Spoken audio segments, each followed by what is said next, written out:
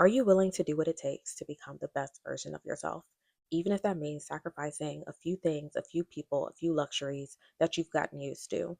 This may be necessary, and we're going to figure out what you need to let go of as today we are doing an audit of your environment. Hello, everybody. Welcome back to the Transformation Challenge. It is day number 3, and today we are about to switch it up. It's going to get a little more difficult, as I promise you every single day will. If you have not seen day 1 and 2, click this link up in the corner, and it'll allow you to see the entire playlist of what we've covered so far and everything that we're going to do in the future. But today we are doing an environment audit. Yes, an audit. Some things are not going to make it through this episode. You may have a couple of difficult phone calls after, but I promise you it'll be worth it in the end. You are absolutely going to leave today with some homework, so just be ready for that. But honestly, we're going to leave a homework every day, so you might as well get used to it. But if you think there may be some things in your environment that you need to change to reach your highest self, this is definitely the video for you.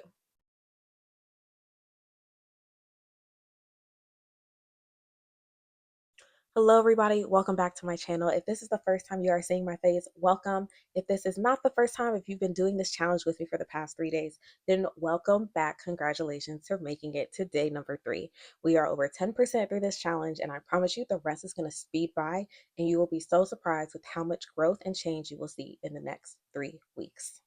For today, we are focusing on your environment. And when I say your environment, this is not just about the people, this is about the space you hold yourself in, all of that external voices. Yesterday, we focused a lot on internal voices. We kind of went through what are your mindsets, what is your doubts, um, what are the negative beliefs that you have about yourself, and you were also given tips on how to work through those negative beliefs. If you haven't watched that video yet, I highly encourage you to do so because it's not just about what you hear on the external, what you see on the external, but it's also about what you tell yourself every single day about yourself that's going to make a huge impact in your self-care glow up journey. Today, all about your external environment. What does that include? That includes your home. If you're in a home that is always cluttered, always dirty, it is very difficult for your brain to focus and process information and to grow and thrive. Similar if you are around people that are somewhat cluttered, like they clutter up your thoughts, they always have drama going on, they're just taking away that energy from you. That is what we are focusing on today. We are doing a full audit of your life. So let's start with your unavoidable environments. I hate to be that person, but I'm gonna ask you, did you make your bed today? Did you make your bed today?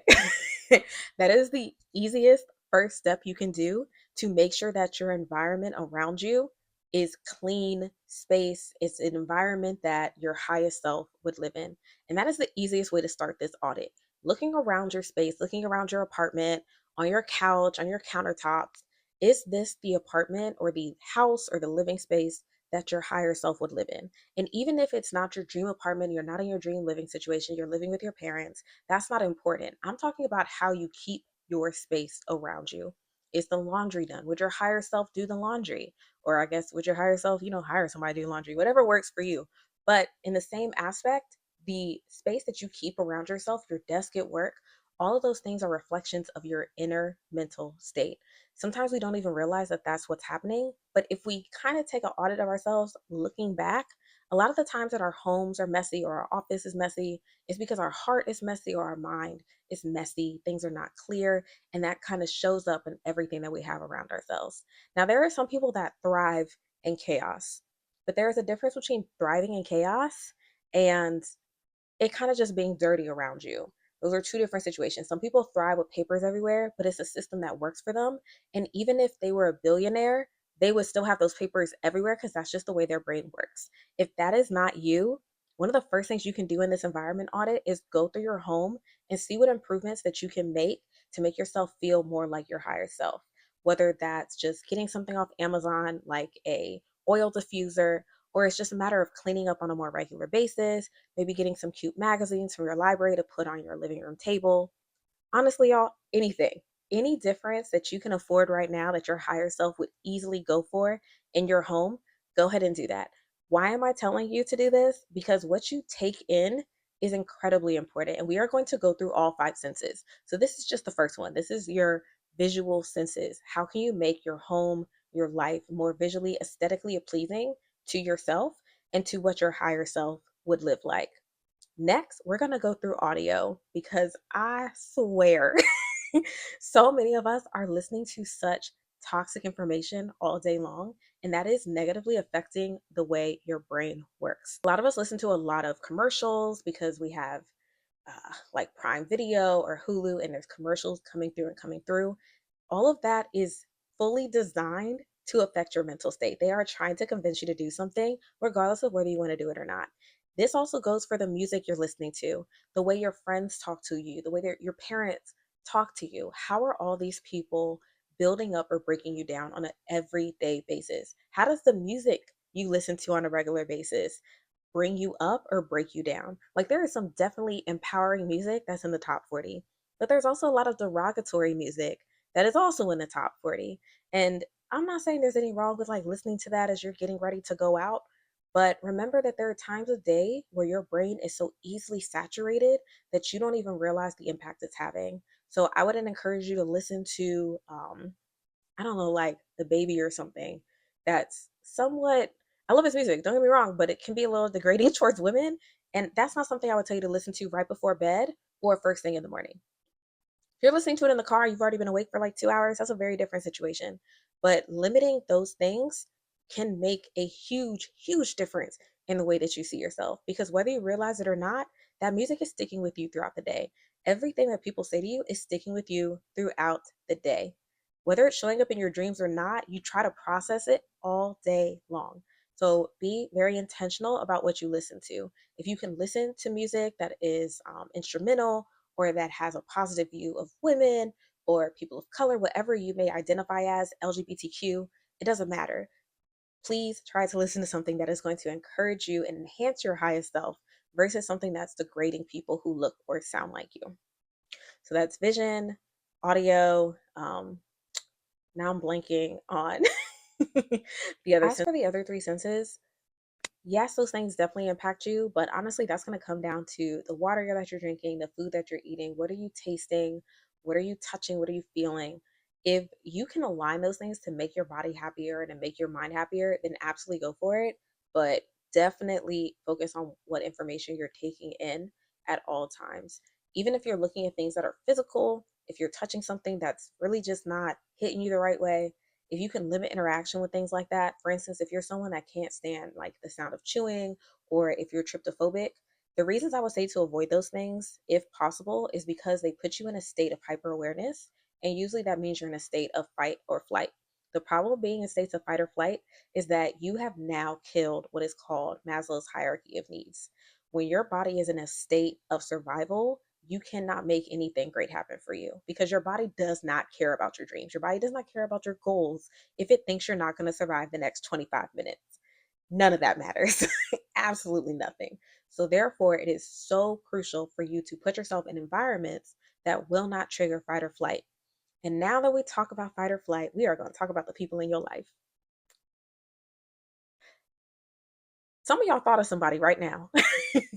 If you thought about one individual person when I said fight or flight, you already know who you need to have a conversation with tomorrow. Very easy. That is the first person that should be on your list because most of us have people or exes or parents, grandparents, aunts, uncle, whoever it is that on a regular basis puts you in a state of fight or flight. How do you know that you're in a state of fight or flight? You feel antsy, your stomach's in butterflies, and not in a fun way. Okay, it's like, oh, I don't know what to do. I feel a little anxious. Maybe you start sweating, your blood pressure goes up. Those are all signs of terror for your body. Your body is amping up for the potentiality of having to fight somebody or to run away. This doesn't necessarily mean that you're afraid of the person. I'm not talking about people that have traumatized you and just scared you once or twice. No, this is a bodily response to someone that has inflicted any type of trauma, whether it was emotional, psychological, physical. At some point, that person made you feel unsure, unclear, and now your body remembers that. And so when it sees that person, it's like, oh, let me be on guard. I need to be ready to go. Now, what do you do with those people if you cannot kick them out of your life? I'm not saying that you have to be successful. What I am saying is that limiting those interactions not only is going to help you reach your goals, but it's going to help your body feel more happy, more natural, more acclimated in your environment. And you're going to notice that it has positive effects on your health because being in a state of stress, for long periods of time is not how our bodies evolved, not even close, which is why today's world is so stressful, it's so overwhelming. We're seeing so many different types of illness come across the stage because our bodies are not built for everlasting stress. We are looking for a stressful moment, an escape, and peace. And then peace for an extended period of time, like a gazelle outside. That's what we were evolved to be, as weird as that may sound. But we have created this world of so many stressors that if you can control some of those stressors, please, please try to do so. I promise you, you will see the long term effects of it, even if it's not something that happens immediately. So now that we've audited your environment physically, the people that are in your life, it's time to do an audit on yourself. What could you take out of your life right now to reduce external stressors? There is something. There is probably something. And what can you push onto somebody else or request that someone else take on to reduce your external stressors so that you can be more productive internally? For instance, and now I'm really targeting this towards my female viewers because we are the crux of support for our families, for our friendships. And there are times where we really could pass that off to somebody else and let someone else support that person for a short period of time. And we don't like to because we feel guilty or we feel bad. But this will provide you time to do what you need to do for you. And when we go into next week and we start planning out how you can maintain these habits, put more things into your schedule, and create systems for yourself, one of the things you're going to need to do is lean on other people. It's unavoidable. One thing I can say is that we have always lived in a society where a village was standard. And now that we have changed things a bit, people are more connected, but at the same time, way less connected, we don't necessarily have the same villages that we had before. And we don't always feel comfortable requesting a village of those around us, whether that's someone helping out with your kids or your significant other taking care of dinner or doing chores, or whether it's even just your friends, someone calls you, they have something going on, but you do not have the emotional bandwidth to deal with it at that time. These are all external stressors. And just because someone is an external stressor doesn't mean there's someone toxic or negative to your life and that they need to be removed. What's important is for you to create healthy boundaries so that those people can understand that you still love them, even if you can't be there for them every single moment that you want them. I mean, that they want you to be there for them. That's completely acceptable and normal behavior. We have been brought into this world of social media, texting, cell phones, where people have consistent access for you. And sometimes we get penalized socially for not being willing to provide that level of access for other people to have access to us like that all the time. And I would like to remind you that 100 years ago, that was not the standard. We were just figuring out phones. And now we have this, oh, I see you're at home, but you're not texting me back. Oh, you hit me on Instagram. Oh, I see you scrolling, but you didn't. Breathe, breathe, breathe, breathe. Relax. They will be okay. It is going to be an adjustment at first, but you do need this time. If you do not have time for yourself, it is going to be very difficult to make progress on your goals. And even if you do have time for yourself, if you feel bad for taking that time for yourself, it is also going to be very difficult if you are fighting guilt and also trying to grow. Two very conflicting situations to be in. So, with that being said, please make sure that you are looking at your environment, the people around you, the stuff around you. How do you fill your time? How much time are you spending on social media? Are you stressing yourself out? This is also the political climate where if you just need to turn off the TV, turn it off. There is so much going on in the world, and it is okay to just take a few hours break or to take a day of no TV, no social media, and just get back to yourself, get back to your core, and work on yourself. Or just even take rest. One thing I know that I struggle with, and I'm sure so many other people struggle with too, is just the concept of straight rest. I don't know what it is, but I hate taking breaks and doing nothing. I really struggle to. I can watch TV for hours, but if you were just like, no, Katrina, just lay down, I'm gonna do what? Like, just lay here? That's something I'm working on. I am working on resting and not sleeping, just straight rest. So if you need to work on rest, go ahead and put that as a bonus for your homework.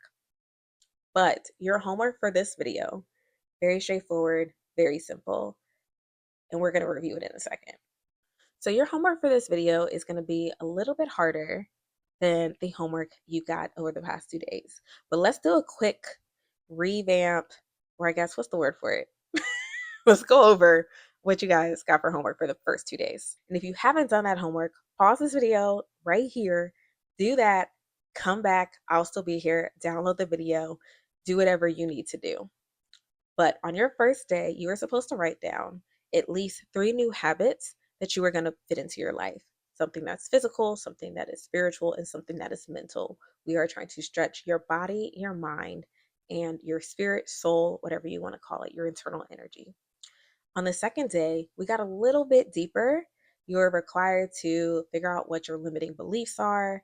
If you were struggling to know what those are, then you were supposed to just list out some goals that you had for yourself, list out why you didn't achieve those goals, and create affirmations that worked in opposition to the reasons that you didn't feel like you achieved those goals. Now we are on day 3. We have worked on your internal, your internal, we worked on your mindset, and now we're working on your external to make sure now that you've done the work so that your inner mindset could be better, you're now going to work on your externals. Oh, and there was one more thing for day 2. On day 2, you are also supposed to record those affirmations in your own voice so that you can listen to them over and over again whenever you have time. That way you can have it second onto like whatever your daily routine is. Shouldn't add any extra time to you once you record it that first time. And then that way you start kind of working through that mindset of yours. Now we are on to externals. This is just as important as the internals because it doesn't matter if you're doing all the work and everyone else is tearing you down every chance they get. That does not help you at all. So we are going to do an environment audit for your day 3 homework. Look around your home, look around your office, look at your car. Think about what your highest self would want in those environments and what changes can you make today to align more closely to those goals for yourself. Whether that is having a cleaner car, whether that's like washing it on the outside, organizing your bedroom a little differently, maybe, I don't know, folding your clothes, doing your laundry, whatever it is, wiping down your countertops every night, something that just kind of brings you a little closer to what you think your highest self would do in those same environments. Once you do that, that's something that's fully in your control. The next is to create better boundaries around those who may not always have the best intentions and the best effects on your mental state. Our goal is to avoid you being in a state of fight or flight as much as possible. When you're in those states, you are unable to manifest, to do anything for yourself because your body is only focused on survival. If those needs are not met, you will really struggle to make any type of positive change in your life in any area, no matter who you are. So let's limit those things as much as possible. If that means you need to put your phone on D&D, I am a D&D warrior. Okay, people know you need to call me at least twice just for me to see it, and I still might not pick up the phone. But that is a boundary that other people have learned to accept as part of having me in your life, is that sometimes I'm inaccessible. And if it's an emergency, let me know and I will call you back as soon as I can. But sometimes I'm just not available to you because I'm only being available to me. I strongly encourage you to do the same. So, limiting those people, knowing who those people are, because there may be times where you're trying to work on something, and if you talk to, let's say, your mom, and you know your mom got a lot going on, you may need to wait and call her back in 2 hours. Most likely she'll be okay. Now, if she's having health issues, that's a completely different conversation. But a lot of us can have better boundaries with those that are close to us, especially people that require a lot of you. And it is okay to have a village and transfer those people to somebody else to help them work through that issue until you are able to provide energy to them. Your energy is also focused on yourself. There's absolutely nothing wrong with that. You are also going to do a audio audit for yourself, thinking about what you're listening to throughout the day, who you're talking to, how you're talking to yourself was something we covered yesterday. And today I really want you to focus on every type of media that you take in on a daily basis. Are you always listening to crime shows that are negative? Are you always listening to rap music that isn't always the nicest to women? Okay. Are you listening to podcasts that make you feel stronger and more empowered? Are you listening to videos like this one where they're giving you advice and helping you grow into the best version of yourself? Or are you listening to the complete opposite?